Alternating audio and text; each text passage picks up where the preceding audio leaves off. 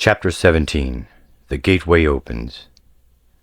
The date is December 14th, and the gatecaster, Maeve, is running for her life, trying desperately to escape being killed or captured by the Shadow Organization. Several Watchers have already sacrificed their lives for who they believe will save their ancestors' realm. With only the scroll which they entrusted her with, cornered and already drained from the chase, she pulls out the scroll and begins to cast the spell inscribed thereon. The motions required somehow come to her. She just feels them, and so she moves accordingly as she chants the inscription aloud. She gracefully dances with her soul and body as one. As she dances, energy focuses into a tight-knit circle just in front of her. Vast amounts of energy pull into that small standing circle until it begins to glow faintly.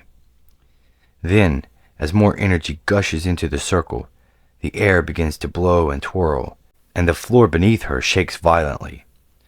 With every second, she feels closer to passing out. Still, she struggles to complete the incantation.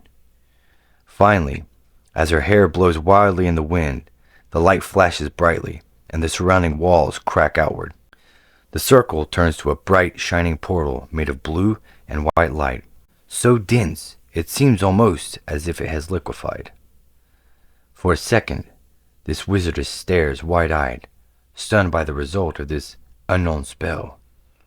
But then, one of her pursuers casts an arcane dagger right at her head.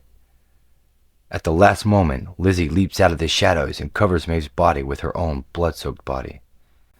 The dagger sinks deep into her back and explodes.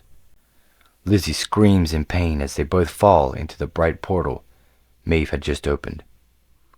Immediately, the portal closes, and they have vanished. "Where the hell did they go?" one of the men shouts. "What just happened?" another shouts. The members of the hunting party search around for the girl and any clues to her whereabouts. The team leader takes a breath and calmly commands the men. "They're gone.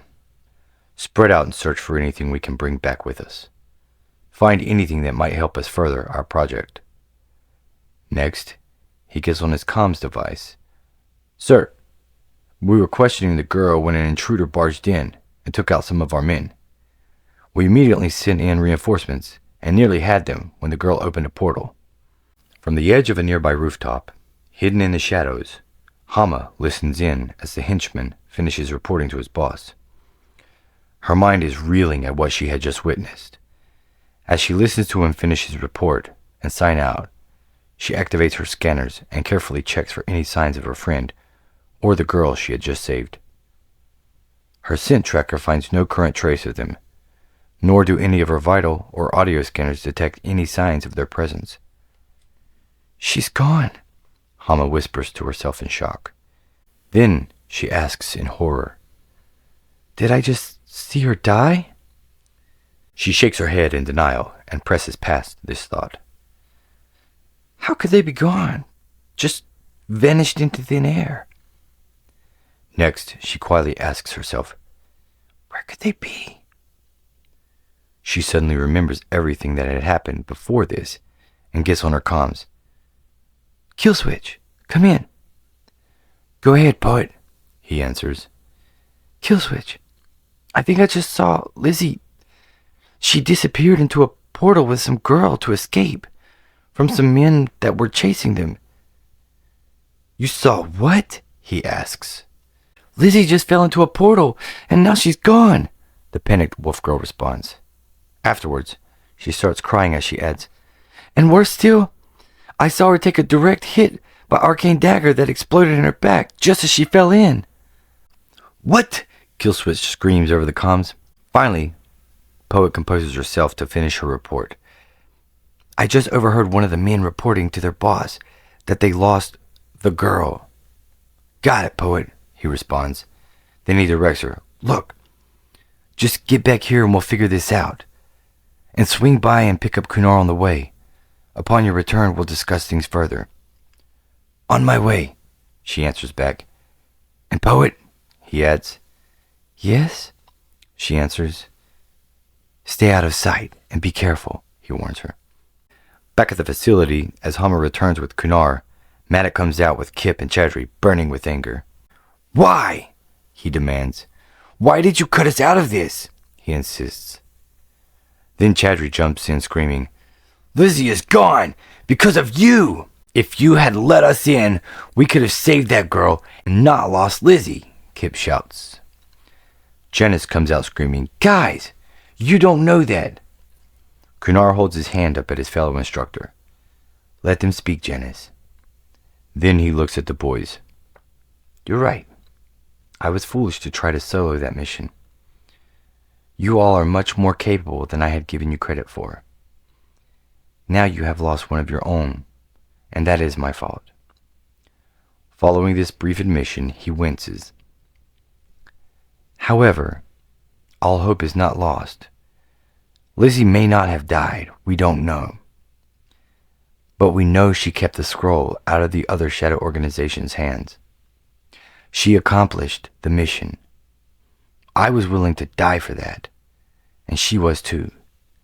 So don't disregard her own choice, the choice she made to protect the scroll with her life. After defending her choice, the leader takes a deep breath and explains further. You see, when she caught up with me at the first location, the fight had already ended, and they had taken the girl. I was still alive, but too injured to give chase. I explained the situation to her, and she decided that she had to finish the mission herself. Having heard the details from Kunar, the group of teens sits there, stunned by the loss of their friend.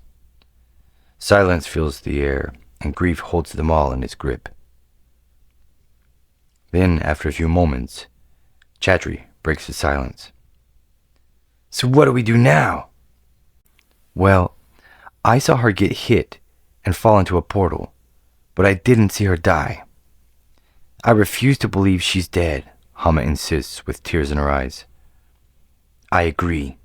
I'm holding on to that hope, Chadri declares. So then, we have to find a way to open that portal, Meta concludes. Right, they all agree. It's not that easy, Kunar states. Right now, they are in an entirely different realm where magic is as common as technology is here. At least, that's what I assume. They have entered the realm of the ancient magic users. We cannot know what that world is like anymore.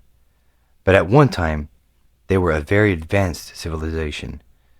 We believe living here on this planet. That is the truth of how the ancient monolithic structures, cities, and temples were created. Then he looks around at each of them. At that time, they all lived a fairly balanced coexistence. But after so many eons, it is impossible to know if that balance has been maintained, or if one of the races has taken more power. They may have all died off, we simply cannot know.